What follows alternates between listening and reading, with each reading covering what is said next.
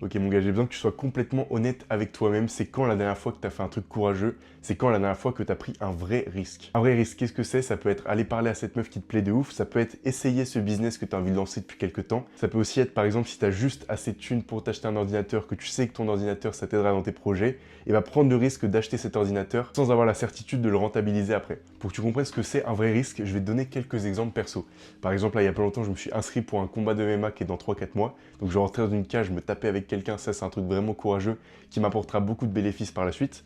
Pareil, il y a quelques années, j'étais en soirée, il y avait une meuf qui me plaisait de ouf et je suis allé lui parler et maintenant il s'avère que ça fait 2 ans que je suis avec elle et que c'est une meuf complètement incroyable. Pareil, j'avais peur de me lancer sur YouTube, frérot, je me suis lancé sans trop savoir comment faire et au final, quelques mois après, j'ai fait mes premières ventes sur un truc, j'ai pris mes premiers abonnés, donc frérot, c'est complètement bénéf. Et pareil, j'ai pris un risque sur mon choix Parcoursup, mais ça j'en parlerai dans une autre vidéo. En gros mon gars, cette vidéo elle est pour toi si t'as l'impression de pas avancer dans tes rêves et tes objectifs. En tout cas gros, si tu me connais pas, moi c'est Raphaël et dans mes vidéos je t'aide à maxer tous les stats si t'es un mec qui est ambitieux dans tous les domaines de la vie. Donc si cette mentalité là elle te correspond frérot, abonne-toi et on passe directement à la vidéo. Donc gros, je vais commencer par te raconter une histoire qui s'est passée il y a quelques dizaines d'années dans une ville au sud de la France qui est connue pour accueillir un tournoi de tennis junior.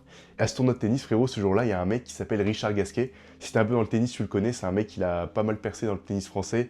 Il a été numéro 6 mondial, etc. Il doit avoir 14 piges et il va aller affronter un mec. Ce mec, frérot, c'est un petit espagnol, sauf que Richard Gasquet, il a un style assez agressif, tout ça. Donc il le tabasse, le petit espagnol, tu vois, genre il le bat. Et en fait, frérot, ce petit espagnol, c'est qui? C'est Rafael Nadal. Rafael Nadal, je n'ai même pas besoin de le présenter. C'est un mec qui a eu une tellement meilleure carrière que Richard Gasquet. Et en fait, ce jour-là où il a perdu contre Richard Gasquet, bah frérot, ça a changé complètement sa mentalité, ça lui a permis de revoir des trucs que peut-être qu'il n'aurait pas pu revoir s'il avait perdu contre lui plus tard dans sa carrière. Donc frérot, cet échec, il a pu en tirer un maximum de choses pour devenir peut-être le GOAT du tennis. Tellement il en a tiré des leçons, frérot, il a perdu une fois contre Gasquet, et ensuite dans leur carrière, ils se sont croisés, ils ont fait des matchs 40 fois, et les 40 fois, frérot, c'est Rafael Nadal qui a gagné. Bon, cette histoire, le but, c'est que tu comprennes l'intérêt de prendre un risque et l'intérêt aussi d'échouer pour en tirer un max de bénéfices après. Sauf que, frérot, on est en France et on vit dans une culture où l'échec est pas du tout valorisé. Par exemple, depuis que tu es tout petit à l'école, on va te dire que les mauvaises notes, c'est pas bien. Si jamais, par exemple, dans une matière, genre les maths, tu as des très mauvaises notes et dans une autre matière, tu as des excellentes notes, au conseil de classe, on va toujours se focus sur cette mauvaise note. Donc ça veut dire, frérot, qu'un mec qui a que des 20 en français mais qui a 5 de moyenne en maths, il sera jamais valorisé pour son talent en français, mais il sera toujours descendu parce qu'il a 5 en maths. Donc tout ça, mon gars, ça crée une société où on t'apprend pas à te focus et à valoriser tes forces, mais on t'apprend à te concentrer maladivement sur tes faiblesses et tes échecs. Et ce qui est intéressant, c'est que cette mentalité, on la retrouve pas du tout dans d'autres systèmes scolaires dans le monde. Donc tout ça, mon gars, ces croyances qu'on t'a instillées dans ta tête depuis que t'es tout petit à l'école, c'est peut-être ce qui fait qu'actuellement, t'oses pas prendre le risque, ce truc où tu sais que ça va faire avancer tes projets et tes rêves. Sauf que mon gars, comme on a vu en France, t'es vu comme une grosse merde si tu échoues, tu vois. Et donc du coup, tu te mets à avoir peur de l'échec, peur de te frotter à l'échec, alors que comme on a vu avec l'exemple de Rafael Nadal, c'est en se frottant à l'échec que tu peux tirer les meilleures versions de toi-même.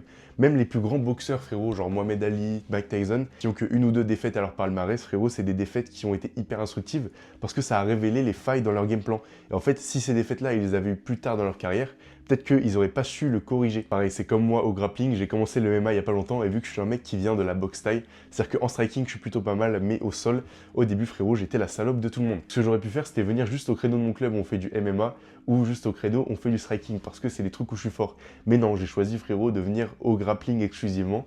C'est-à-dire que gros, je me faisais malmener au sol, je faisais que me frotter à mes difficultés, me faire étrangler de partout, et ce qui fait que gros, au fur et à mesure, j'ai pris du niveau, j'ai commencé à rattraper les gens, caler mes premières soumissions et tout, et développer mon style au sol, tout ça hyper rapidement. Donc au final, je suis plutôt fier d'avoir pris ce risque, même si j'ai été la salope de tout le monde à me faire étrangler dans tous les sens. Finalement, maintenant, dans le MMA, j'ai un style qui est plutôt complet, et c'est parfaitement ce que je voulais à la base. Que tout ça, mon gars, ça aurait pas été possible si j'avais pas compris le concept du pendule effort-récompense. C'est quoi le pendule effort-récompense? C'est une métaphore, frérot, ça veut dire qu'en gros, imagine ça c'est un pendule, de ce côté-là il y a l'effort et de ce côté-là il y a la récompense. Donc maintenant imagine frérot pour le cardio, tu vas faire une séance de cardio qui est pas hyper dure, c'est-à-dire que tu vas faire un petit run de 3 km en te poussant pas trop dans tes retranchements, en n'étant pas hyper essoufflé à la fin, donc tu auras fourni du côté de l'effort un petit peu d'effort.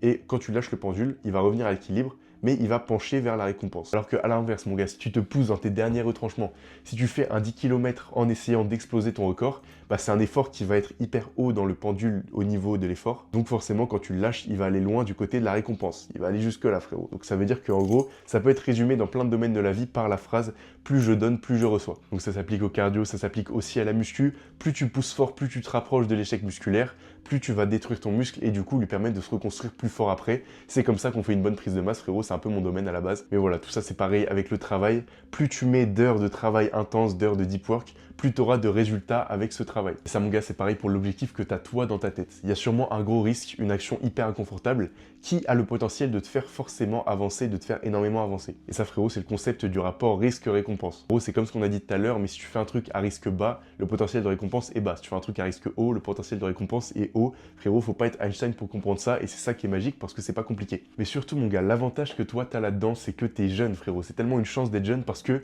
t'es autorisé à faire de la merde, t'es autorisé à te rater, t'as toute la vie pour te rater. Imagine, toi, tu prends ton risque maintenant de dédier du temps à ta passion et d'y dédier vraiment toute ton énergie, et bah c'est facile. Alors que gros, quand tu auras 30 piges, des enfants, crédit à rembourser, tout ça, c'est pas à ce moment-là que tu vas te mettre à prendre des risques, lâcher ton taf pour te dédier à ta passion, frérot, ce sera pas à ce moment-là. Donc, regarde, t'as vraiment de la chance d'être jeune et cette chance-là, frérot, il faut en profiter. Donc maintenant, frérot, ça va être à toi de jouer, tu vas devoir faire une action concrète parce que mes vidéos, c'est bien, frérot, tu les regardes la main dans le calbar. T'es là, frérot, tu crois juste que tu vas te branler mentalement. Non, frérot, pour que ça change vraiment ta vie, il faut que tu agisses. Qu'est-ce que tu vas faire? Tu vas sortir une note sur ton téléphone, tu vas sortir un bout de papier et tu vas noter, frérot, c'est quoi ces actions à haut risque, au potentiel de récompense qui pourrait te faire avancer dans ton objectif. Là mon gars, me dis pas que tu sais pas parce que tout au long de la vidéo tu y as sûrement pensé dans ta tête et tu t'es dit non mais c'est pas ça et tout, non mais moi ça m'aidera pas vraiment, que des trucs de merde frérot. Si la seule idée que t'as, tu sais très bien que c'est ça que t'as à faire. Si jamais t'as envie de poster ta première vidéo, fais-le. Si jamais gros t'es sur un groupe Insta, qu'il y a une soirée qui arrive et que tu vois sur le groupe Insta une meuf qui est vraiment jolie, qui te plaît vraiment, dis-toi frérot que tu vas aller lui parler à cette soirée et c'est ça qui va te faire avancer. Exemple tout con, mais si le problème aussi c'est la confiance en toi, tu peux très bien commencer un sport de combat. C'est un truc qui est hyper risqué de rentrer dans une salle où tu sais que tu vas te faire frapper, mais au final c'est tellement un boost, un truc qui va te faire glow up dans ton énergie, c'est tellement tarlé fou. Par exemple frérot, un investissement que j'ai fait, c'est ce micro. Les vrais se rappellent, ça fait 1 an que je fais des vidéos, ça fait 1 an que j'ai un micro Amazon à 9 € avec un fil qui m'a déjà fait des dingueries frérot. Là tu pourrais te dire, ça y est, j'ai en train de faire des trucs et tout. Finalement les 2 semaines, t'as rien branlé.